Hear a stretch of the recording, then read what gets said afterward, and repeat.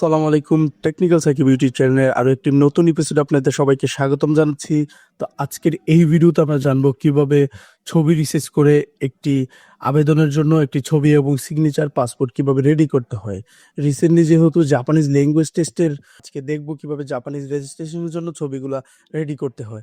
তো Japanese registration ছাড়া যে কোনো রেজিস্ট্রেশনেই কিন্তু সেম ছবি লাগে, 300x300 পিক্সেল, 80x300 পিক্সেলের সিগনেচার।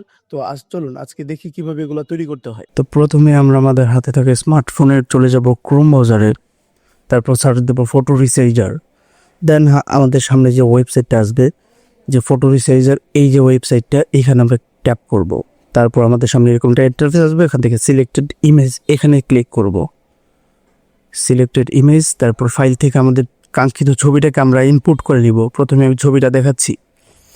তো এই ছবিটা ইনপুট হয়ে যাওয়ার পরে ছবির সাইজ আমরা কি লাগবে, 300x300। যে কোনো আবেদন রেজিস্ট্রেশনের কিন্তু এই 300x300 পিক্সেলের ছবিটা আমাদের প্রয়োজন হয়।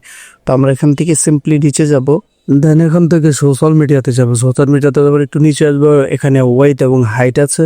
তো আমরা ওয়েট দিয়ে দেবো 300 পিক্সেল, 300, এবং হাইট দিয়ে দেবো 300। তো এইরকমভাবে দেওয়ার পরে নিচে আসবো। নিচে আসার পরে আমরা ফাইলটাকে এক্সপোর্ট করে নেবো রিসাইজ ইমেজ।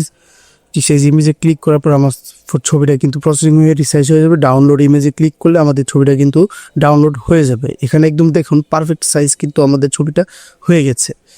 তো এর পরবর্তীতে আমাদের লাগবে সিগনেচার। সিগনেচারটা কিন্তু ম্যাক্সিমাম অ্যাপ্লিকেশনের ক্ষেত্রে, যে কোনো আবেদনের ক্ষেত্রে লাগে 80x300 পিক্সেল। তো এটাকে আমরা 80x300 পিক্সেল করতে হলে, তো ছবিটিকে আমরা যেই সিগনেচারের ছবিটা এটা তুলে নেবো। তারপরে এই সিগনেচারটা উপর ট্যাপ করলেই কিন্তু আমাদের এখানে চলে আসবে। এখানে যে বাই সাইজ আছে এখানে দিলে কিন্তু আপনার সাইজটা কিন্তু পরিবর্তন হবে না। তো আপনাকে কি করতে হবে, সোশ্যাল মিডিয়াতে যেতে হবে। সোশ্যাল মিডিয়া, তারপর হচ্ছে ওয়েট এবং হাইট এখানে দিতে হবে। ওয়েট দিতে হবে 300, আর হাইট যেহেতু কম হবে তাহলে হাইট দিতে হবে 80। তারপর আমাদের ছবিটাকে এক্সপোর্ট করে নিতে হবে। রিসাইজ ইমেজ ক্লিক করলে কিন্তু ওটা প্রসেসিং হয়ে ইমেজটা কিন্তু রিসাইজ হয়ে যাবে। এবং দেখুন 4 কেবির মধ্যে আমাদের ফাইলটা কিন্তু রেডি হয়ে গেছে। তারপর সবচেয়ে গুরুত্বপূর্ণ পার্ট হচ্ছে আমাদের যে পাসপোর্ট সাইজ করতে হয়।